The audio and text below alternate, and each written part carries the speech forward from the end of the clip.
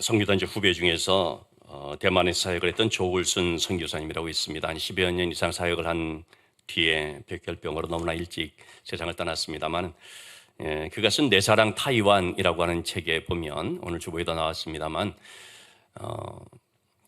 좀 복잡한 사생활을 가진 자론이라고 하는 여성과 성경 공부를 했던 내용을 소개를 하고 있습니다.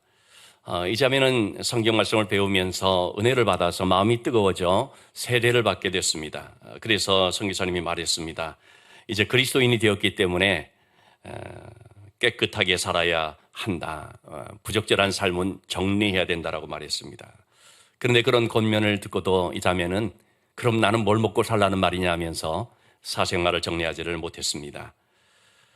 그러던 가운데 어느 날부터 갑자기 교회에서 보이지 않게 됐습니다. 무슨 일인가 싶었고 염려가 되었지만 연락할 방법이 없었습니다. 그러던 중에 몇 개월이 지나고 나서 어떤 또 여성을 데리고 친구를 데리고 와서 선교사님, 이 친구도 예수 믿게 해주세요 라고 얘기를 했습니다. 그러면서 하는 말이 나는 이제 정말 거듭났습니다. 성령의 은혜가 무엇인지를 체험했습니다 라고 얘기를 하는 것입니다. 그동안에 무슨 일이 있었나 들어봤더니 이 자매가 교회에 있으면서 이 선교사님이 비밀로 지켜줬던 그 사생활에 대한 것이 누군가에 의해서인지 모르지만 교회에 퍼지게 되어버렸다는 것입니다. 그러자 그 자매는 더 이상 교회를 다니지를 못하게 되었고 오히려 그것 때문에 그 사생활, 그것을 정리하는 계기가 되었다는 것입니다. 근데 그 순간은 너무나 배신감 혹은 두려움 때문에 너무나 마음이 곤고하게 되었었는데, 근데 그런 곤고한 가운데 있을 때 선교사님과 같이 성경 말씀을 배우면서 들었던 그 말씀과 간증의 내용들이 생생하게 막 떠오르게 된 것이죠. 그러는 순간 자기 머리 위로 정말 뜨거운 불 같은 것이 역사하는 것을 느끼게 된 것입니다. 그때 하나님이 나와 함께 하시는구나 라는 사실을 깨닫게 되니까 너무나 기쁘고 감사해서 이렇게 달려왔다라고 말을 합니다. 저도 일본의 동경 외곽에 있는 가와구치라는 곳에서 이런 무려 여성들하고 같이 성경 공부를 한 적이 있습니다. 처음에 시작할 때는 참 이렇게까지 해야 되나 싶은 어떤 그런 분위기들이 있었는데 점점 말씀을 같이 나누가면서 점점 이 사람들이 그 변화가 되는데 참 그런 모습들에 많이 감동을 느꼈던 순간이 있었는데요. 여러분, 이처럼 말씀은 힘이 있어서 삶을 변화시키는 것입니다. 오늘 우리 본문의 말씀을 통해서 바울 사도가 에베소라는 지역에서 어떻게 이런 말씀의 역사를 이루는지를 보게 되는데, 바울은 지난 시간에 우리가 본 것처럼 고린도에서 에베소로 가게 됐습니다. 에베소라는 곳은 이제 고린도는 그리스 반도 유럽 지역인데 여기서 이제 다시 원래 왔던 소아시아 지역으로 건너가게 됐습니다. 당시 로마 제국의 주요 도시들이 있는데 첫 번째는 로마, 두 번째는 알렉산드리아, 세 번째가 안디옥, 네 번째가 에베소, 다섯 번째가 고린도였다고 합니다. 그래서 에베소라는 곳은 로마 제국의 4대 도시 중에 하나였습니다. 이곳은 상업과 무역, 교통이 발전이 돼서 사치와 향락이 대단한 곳이었습니다. 특별히 고대 7대 불가사의 중에 하나라고 말해지는 아데미 신전이라고 하는 엄청난 그런 여신상이 있어서 그 위용을 자랑하고 에베소 사람들은 이제 그것을 섬기게 되는데, 우리 다음 주에 보겠습니다만은 하여튼 그런 너무나 타락하고 또 우상 숭배가 득실거리는, 영적으로는 아주 환경이 좋지 않은 그런 도시였습니다.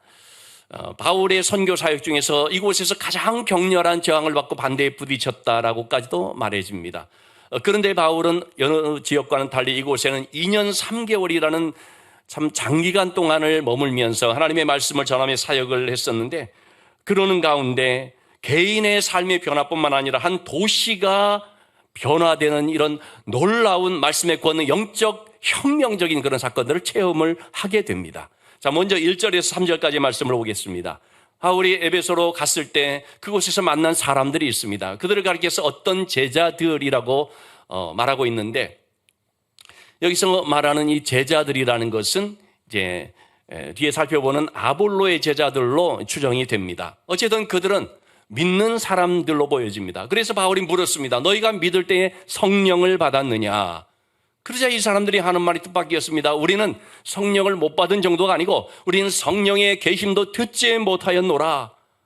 깜짝 놀라는 일이죠.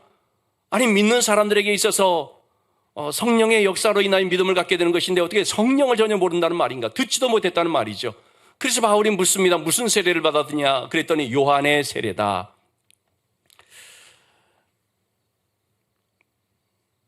자, 요한의 세례라고 말을 하는데 그들은 보니까 아볼로의 제자로 보여지는데, 이 아볼로라는 사람은 그 앞장 사도행전 18장 24절에서 26절까지의 말씀을 보면 이 에베소에서 사역을 하던 그런 이제 사역자라고 할 수 있습니다. 그런데 이 아볼로는 언변이 좋고 성경이 능통한데 예수에 관한 것을 자세히 가르치지만 요한의 세례만 알 따름이라고 했습니다.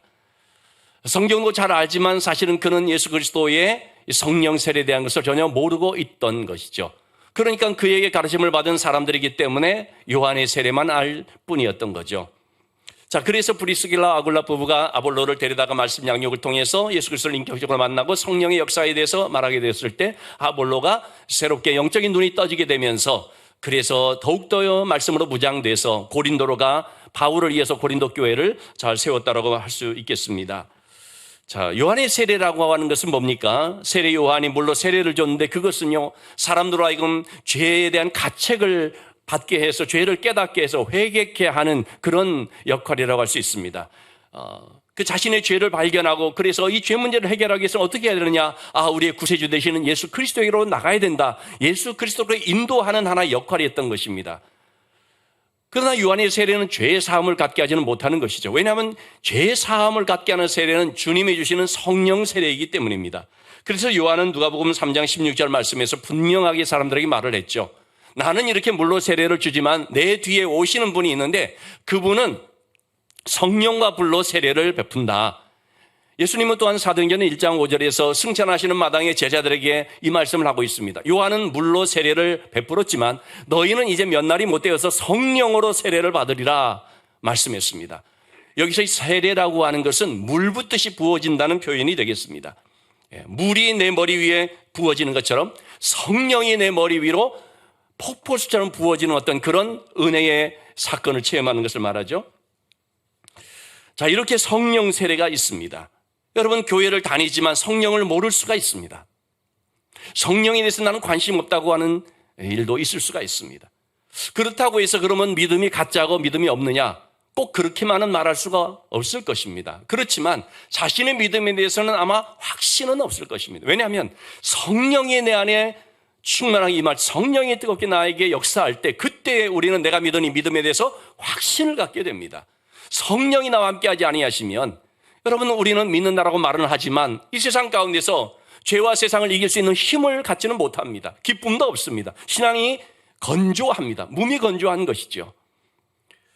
교회 안에서 어떤 일을 한다고 할지라도, 봉사한다고 할지라도 내 열심으로, 내 기질로 하게 되죠. 그러면 반드시 어떤 문제 앞에서 시험이 들게 되고 또는 조금 시간이 지나면 탈진하고 지치고 피곤합니다. 내 힘으로 하기 때문인 것입니다.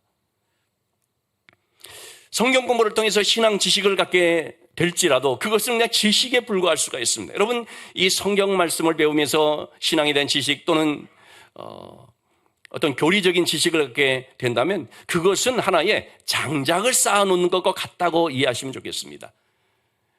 여러분, 장작이 이렇게 많이 쌓여 있을지라도, 아무리 많이 쌓여 있을지라도 거기에 불이 붙어야지 이게 타오르는 거 아니겠습니까?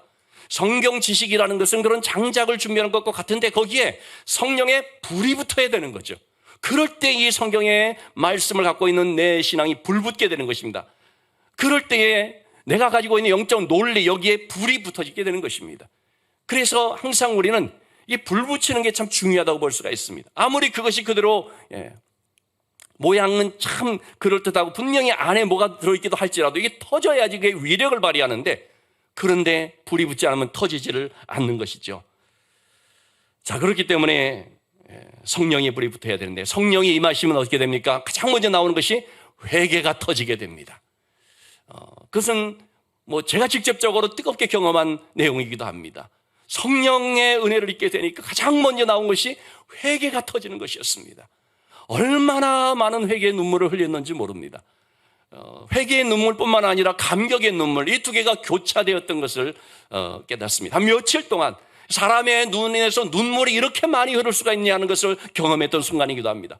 얼마나 내가 하나님 앞에서 잘못된 삶을 살았는지에 대한 회개의 눈물, 그리고 이와 같은 죄인을 위해서 예수님의 십자가의 은혜가 나에게 주어졌다는 이 사실로 인한 감격의 눈물. 그래서 회개가 나오고 십자가의 은혜가 자신에게 직접적으로 체험이 되는 거죠. 지식이 아니고 그냥 알고 있는 내용이 아니고 정말 이 십자가의 은혜가 내 심령을 강타하게 된다는 것입니다. 그래서 이 십자가가 나의 십자가고 예수님의 죽으심이 나의 죽음이라는 사실을 뼈저리게 경험을 하게 되죠. 그러면서 오는 것이 뭡니까? 자유함이 오게 됩니다. 죄의 사망에서 내가 건짐을 받았으니까 자유함과 세상에서 맛볼 수 없는 평안함과 기쁨이 충만하게 되죠. 그래서 여러분, 그때부터 예배가 달라지죠. 기도가 달라지죠. 순종의 삶, 봉사의 삶이 달라지죠. 내 힘으로 하는 것이 아니라 은혜에 흠뻑 빠져서 그 힘으로 감당하게 되죠. 나 같은 죄인을 용서해 주셔서, 나 같은 죄인에게 이런 일을 맡겨주셔서 그런 감격을 가지고 하게 되는 것이죠. 특별히 저도 그렇습니다만 성령 충만함을 받게 될 때, 그럴 때 꽂히게 되는 것이 뭐냐면 하나님의 말씀입니다. 말씀에 흠뻑 빠지게 됩니다. 저도 그래서 젊은 날 대학 시절에 이 성령의 은혜를 체험하고 난 뒤에 날마다 말씀이 성경 큐티를 그때 하면서 대학 노트로 서너 페이지씩 계속 이렇게 쓰면서 수십 권의 그런 일용할 양식이라는 노트를 가지고 썼던 그런 일들이 있습니다. 하나님의 말씀에 풍덩 빠지게 되는 거죠. 성령 충만한 바울이 에베소에서 감당한 사역이 뭐였겠습니까? 말씀 사역이었습니다. 8절에서 10절의 말씀 보니까 바울은 먼저 회당에서, 유대인들을 중심으로 해서 모여있는 회당이죠, 석 달 동안을 담대히 하나님의 나라에 대한 말씀에 강론을 했습니다. 그러나 그 유대인들의 마음이 굳어서 순종하지 않고 오히려 이 하나님의 말씀을 비방하고 그러니까 바울은 그들을 떠나서 믿는 사람들, 마음이 열린 사람들을, 그들을 따로 세워서 제자 양육을 하게 되는데, 두란노 서원이라는 곳에서 날마다 강론하니 2년 동안, 2회 동안을 날마다 이같이 강론했다는 것이죠. 두란노 서원, 트라니스 스콜레라고 하는, 좀 그 말을 이제 우리말로 이렇게 두란노 서원인데요, 티라니스라는 사람의 어떤 좀 강의하는 학원 비슷한 것이었던 것 같습니다. 스콜레라는 말은 그 말에서 스쿨이라는 학교라는 말이 나오게 되었죠. 그런데 이 강의하는 곳이, 그 소아시아 지방은 이제 낮 기온이 높아서 그 시간은 좀 낮잠도 자고 좀 쉬는 시간이 되는 것 같습니다. 그래서 오전 11시부터 오후 4시까지는 비어 있었다고 합니다. 그 시간을 이용해서 바울은 그곳에 제자들을 불러 모아서 날마다 말씀을 양육하는 데 주력을 했던 것이죠. 이렇게 말씀에 매진하게 되니까 어떤 일이 벌어졌겠습니까? 하나님의 놀라운 역사가 바울을 통해 나타나게 됐습니다. 11절에서 12절의 말씀, 바울의 손으로 놀라운 일을, 능력을 행하게 하셨는데, 심지어는 바울이 몸에 걸쳐 일할 때에 두르고 있었던 앞치마라든지 뭐 손수건이라든지 땀을 닦았던 손수건이라든지 이런 것을 가져다가 병든 사람에게 얹으니까 병이 떠나고 악귀도 나가더라는 것입니다. 미신적으로 그렇게 한 것이 아니었습니다. 바울이라는 사람은 몸이 하나니까 아무 다 갈 수가 없으니까, 그래서 불가피하게 바울이 가지를 못하니까 그의 몸에서 걸쳐진 거라도 좀 가져오면, 그러면 하나님 역사해 주지 않겠는가, 그 믿음을 가지고 이렇게 한 거였죠. 자, 그러나 여러분, 이것은 바울의 능력이 아니죠. 바울의 개인기가 아니죠. 성경이 분명히 말하고 있지 않습니까? 하나님께서 바울을 통해서 행하셨다라고 말하고 있습니다. 혈루병 앓았던 여인이 예수님의 옷자락만 만져도 병이 나은 것처럼 하나님께서 그런 일들이 일어나게 역사를 해 주신 거죠. 여러분, 바울은 분명히 말하지만 하나님께 능력 달라고 해서 산에 가 40일 금식기도해서 이런 능력 받은 것 아닙니다. 어떻게 했다고요? 날마다 하나님의 말씀으로 말씀 양육하고 경건 생활을 힘썼기 때문에, 여러분, 그럴 때 우리가 매일 새벽 기도를 이렇게 합니다만 이게 보면은 별거 아닌 같이 보일지 모르지만 그렇지 않습니다. 이것이 날마다 그렇게 힘쓰면서 축적되면 어떻습니까? 하나님의 권능이 그걸 통해서 분출되는 것입니다. 우리가 기도하는 가운데 있을 때 하나님께서 때가 되면 놀랍게 응답하시고 역사하게 되는 것입니다. 그렇기 때문에 여러분, 신앙이라는 것은 한 번에 대박을 터뜨린 것, 그런 거 아닙니다. 매 순간순간 하나님 앞에서 하나님과 교제하면서 말씀과 기도의 삶을 누적시켜 나가는 가운데, 쌓여 나가는 가운데 어느 시점에 들 그것이 꽃봉오리가 터지듯이 펴지고 열매가 맺어지게 되는 것이죠. 하나님께서는 바울을 쓰셨고 바울의 몸에 지닌 것을 도구로 사용했습니다. 그런데 여러분, 사람들은요, 이 본질을 보지 못하고 자꾸 그 겉의 것만 볼 수가 있습니다. 바울을 주목하고 바울의 손수건을 가지고 이게 부적처럼 말이죠. 그걸 여기서 그거 어디다가 누구든지 갖다 대면은 뭐 그냥 뭐가 낫는 것처럼 생각하는, 여러분 그런 것이 아니죠. 본질은 바울의 믿음입니다. 바울의 영성입니다. 믿음의 사람들이 가지고 있는 생명력 있는 그 믿음입니다. 하나님이 바로 그런 사람을 통해서 일하시는 것입니다. 그래서 우리는 그 본질인 믿음을 볼 수 있어야 됩니다. 그렇지 않으면 어떻게 됩니까? 사람을 주목하고 그 사람이 어떤 물건을 가지고, 모세가 지팡이를 가지고 홍해를 갈았으면 그 지팡이를 신주단지 모시듯이 말이죠, 그거를 집착하고, 여러분 그렇게 되면은 믿음이 아닌 가운데 그런 것을 붙잡게 되면은 그것은 바로 미신이 되는 것입니다. 교회를 다니면서도 그런 미신적 행태로 신앙생활 하기도 쉽다는 것을 우리가 알아야 됩니다. 믿음이 아닌 모양만 붙잡게 되면은 항상 그런 식이 될 수가 있습니다. 그래서 본질을 봐야 된다는 것입니다. 요즘 목요 양육을 하면서 본 말씀인데, 마태복음 16장 16절에서 19절의 말씀입니다. 예수님께서 제자들에게 물었죠. 사람들이 나를 누구라 하느냐, 또는 너희는 나를 누구라 하느냐 물었죠. 베드로가 대답을 했죠. 주는 그리스도시요 살아계신 하나님의 아들이십니다. 예수님은 누구신지를 너무나 정확하게 말해주는 신앙 고백입니다. 그러자 예수님께서 시몬 베드로에게 말하지 않습니까? 너는 베드로라. 베드로라는 말은 반석이라는 말이거든요. 내가 이 반석 위에 내 교회를 세우리니, 또 내가 천국 열쇠를 너에게 주리니. 여러분 여기서 말하는 이 위에 세운다라는 것, 이게 뭘 지금 말합니까? 베드로라는 사람입니까? 그렇지가 않습니다. 베드로가 가진 신앙 고백, 베드로가 가진 믿음을 말하는 것이죠. 교회는 사람 위에 세워진 것이 아니죠. 믿음 위에 세워졌습니다. 예수 그리스도를 믿는 고백하는 사람들 두세 명만 있어도 그 위에 교회가 세워지는 것입니다.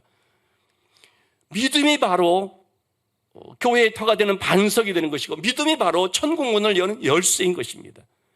그래서 우리는 이 믿음이라는 것을 주목해야 되는 것입니다. 믿음을 갖지 않고 하는 모든 것들은 다 흉내만 내는 것입니다. 아무리 그 사람을 그럴듯하게 똑같이 흉내낸다 할지라도 거기에 무슨 역사가 일어나겠습니까? 전혀 일어나지 않습니다. 오늘 13절 18절의 말씀을 보면 지역을 떠돌아다니면서 사람들에게 뭐 이렇게 저기를 하는 무당과 같은 그런 사람들이 있었습니다. 13절에서 16절까지의 말씀입니다. 이런 사람들이 시험 삼아서 악기 들린 사람에게 말하는 것입니다. 바울이 하는 걸 보니까 이렇게 말을 하더라. 주문을 외우듯이 주 예수의 이름으로 명하느니 그러면 되는가 보다 해서 똑같이 하는 거죠. 근데 거기에 무슨 역사가 나타나겠습니까? 그 중에 흉내내는 한 사람이 제사장 스게와의 7 아들, 여기서 이 제사장이로 말한 것은 아마도 제사장을 사칭했을 것이다라고 해석하는 그런 것도 있습니다. 어쨌든 진짜 제사장인지는 모릅니다. 그런 아들들 7명이 이렇게 또 하는 것입니다.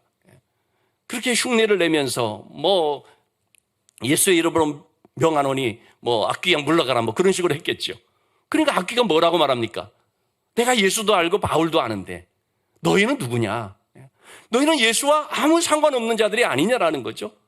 그래가지고 악귀 들린 사람이 그들에게 뛰어들어서 그냥 폭행을 하고 봉변을 당해서 그들은 상한 벗은 몸으로 도망을 가는 일들이 벌어졌습니다. 아무리 예수의 이름으로 말한다 할지라도 마귀는 그것이 진짜 믿음인지 아니면 흉내만 내는 것인지를 잘 아는 것입니다. 그래서 믿음이 진짜가 아니면 안 통하는 것입니다. 전쟁터에서 실탄이 아니라 공포탄을 쏘는 것과도 같다고 말할 수가 있겠습니다. 로이 로버트슨이라는 분이 있습니다. 1940년대 해군에서 복무를 했는데 그가 복무한 것이 바로 하와이의 진주만 웨스트 버지니아 함대 그 선상에서였습니다. 1941년 12월 6일 우리가 잘 알고 있는 일본 전투기의 진주만 폭격이 있던 날이죠. 일본의 전투기 360대가 일제히 달려들어오면서 공습하는데, 그러자 그 순간 나가서 기관단총을 이렇게 가지고 쏘아대기 시작하는데, 기관총을 잡고 쏘는데 알고 봤더니 이 기관총이 연습할 때 쓰는 공포탄이 장전된 그런 상황이었습니다. 왜냐하면 실전이 닥치리라고는 누구도 생각을 못했으니까. 엉결길에 나가서 쏘았는데 전부 나가는 것이 뭡니까? 공포탄인 것입니다. 소리는 따다다다 요란하지만 전부 공포탄.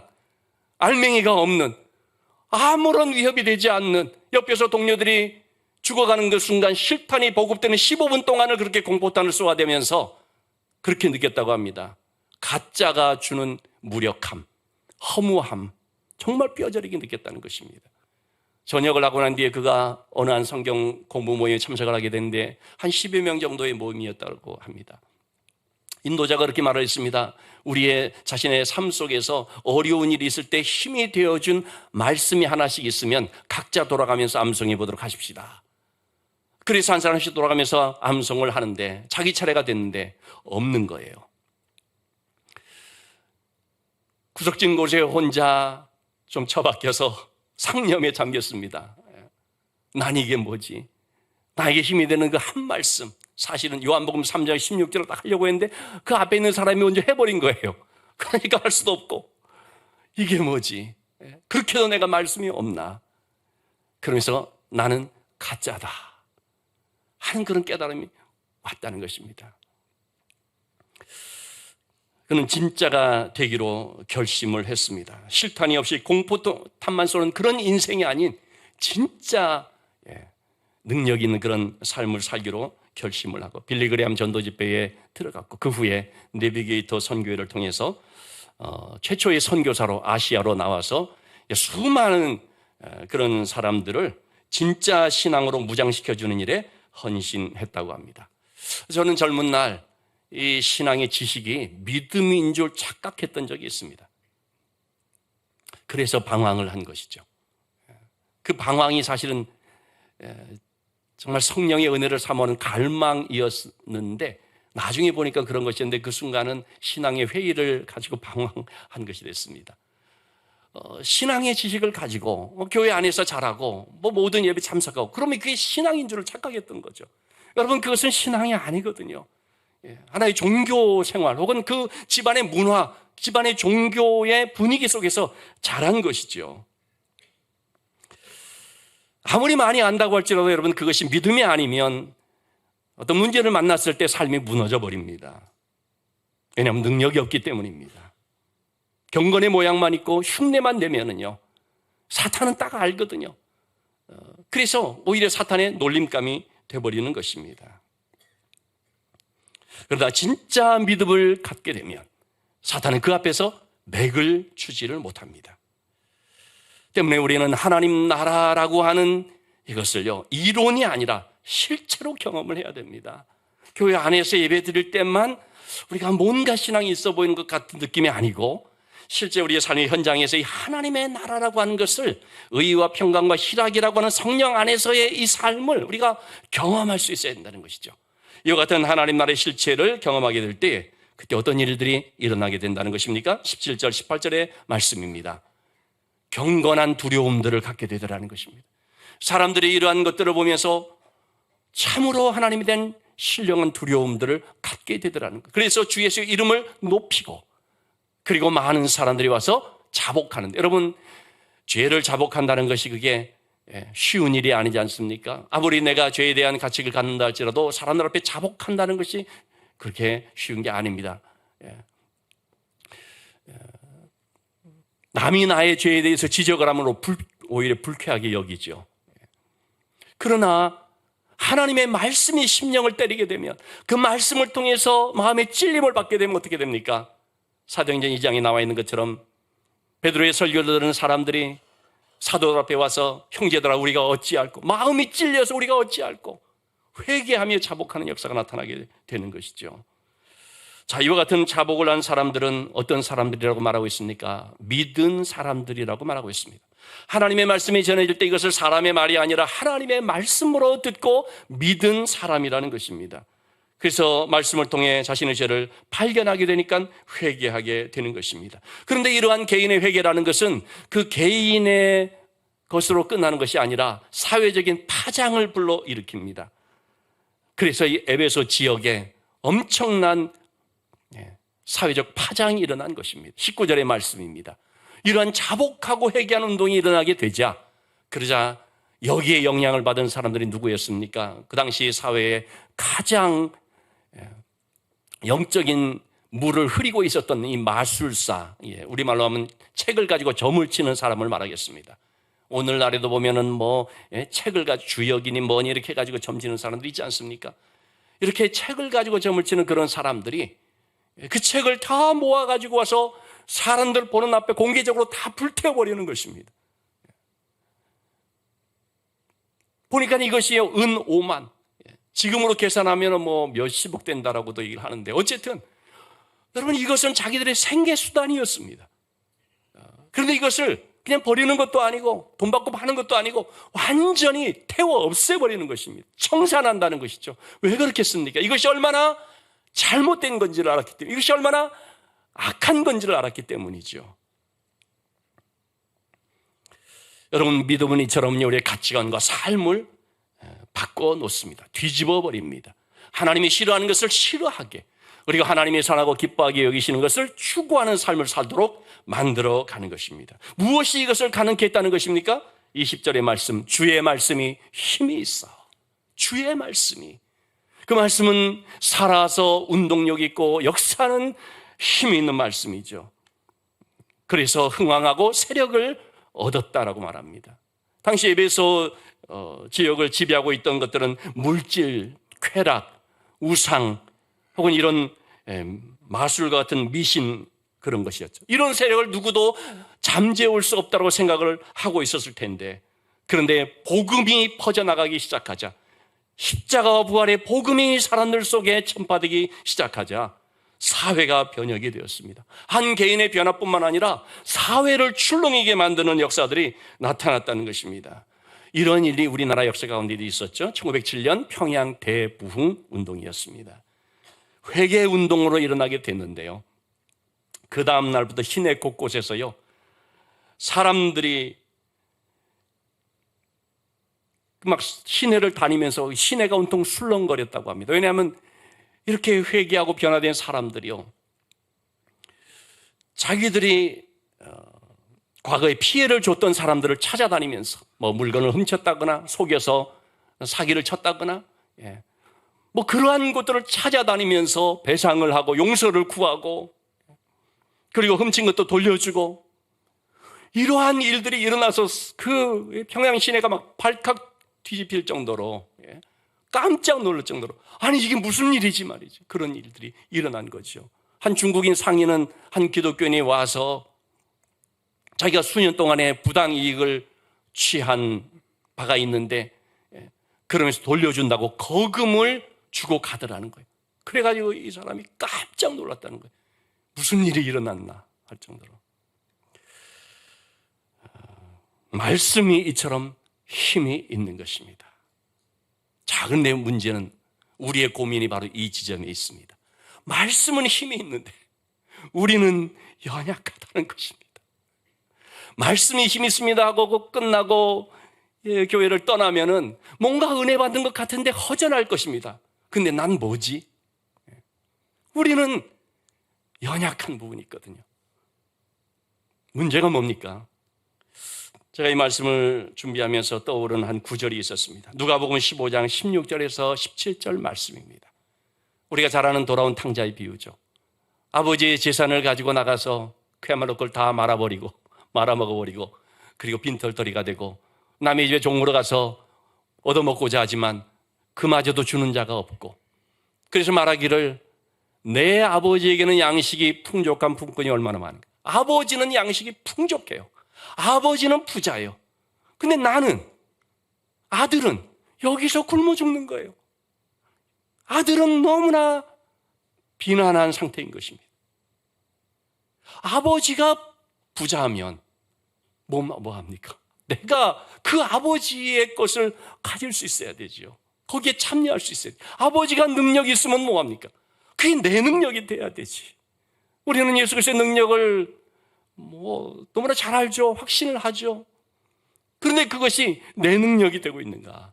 예수의 권능 내 권능 되고, 예수의 승리 내 승리가 돼야 되는데, 그런데 아버지 집은 풍족한데 나는 여기서 줄여 죽는다. 그런 고백을, 탄식을 하게끔 되는 거죠. 여러분, 왜 이런 일이 벌어졌습니까? 아버지를 떠났기 때문입니다. 아무리 아버지가 풍족하고 아무리 아버지가 능력이 있다 할지라도 그 아버지와의 연결고리가 약하면, 그러면 그럴수록 나는 그것과 관계없는 삶이 되어버리는 거죠. 그런 점에 있어서 바울 사도는 말합니다.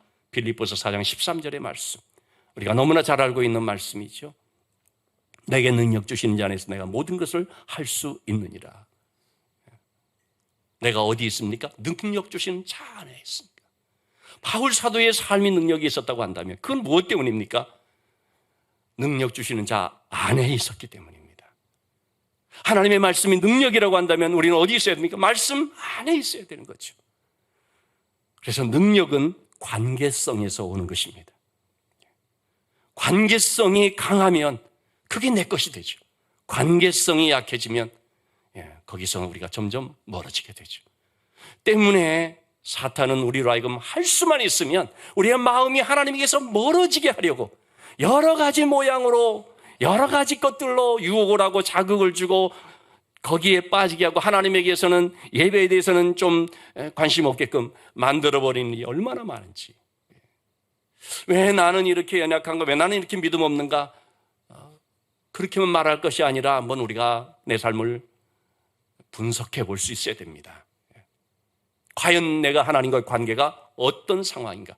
끈끈하게 결탁되어 있는 상황인가? 아니면 느슨하다 못해 풀어져 버려 있는 모습인가? 그렇다면 여러분, 하나님은 풍족해도 나는 가난한 것입니다. 하나님은 능력이 위대해도 나는 연약한 것입니다. 때문에 우리에게 중요한 것은 뭡니까? 하나님의 말씀을 통해서 우리가 그 안에 거하는 것입니다. 공포탄 같은 그런 인생, 이 영적 싸움이 벌어지고 있는 현장에서 말이죠, 공포탄을 쏘아야 되는 게 아니라 실탄을 가진 능력 있는 삶이 되기 위해서는 말씀 위에 굳게 서야 된다는 것입니다. 날마다 우리가 말씀을 보고 날마다 하나님 앞에 엎드리는 이 기도의 삶을 살아간다는 것이 너무나 중요하고 이게 실제적으로 우리에게 필요하다는 것입니다. 여러분, 한 주의 삶을 살아갈 때 능력 주시는 자 안에 있게 되기를 축원합니다. 능력 주시는 자 안에 살면 것은 말씀 위에 굳게 서는 것이고 하나님의 약속의 말씀을 신뢰하는 것을 말하죠. 그럴 때 우리의 삶이 공포탄 같은 인생이 아니라 실탄을 장전한, 그래서 세상을 이기고 죄와 사탄 권세를 이기는 능력 있는, 생명력 있는 삶이 될 줄로 믿습니다.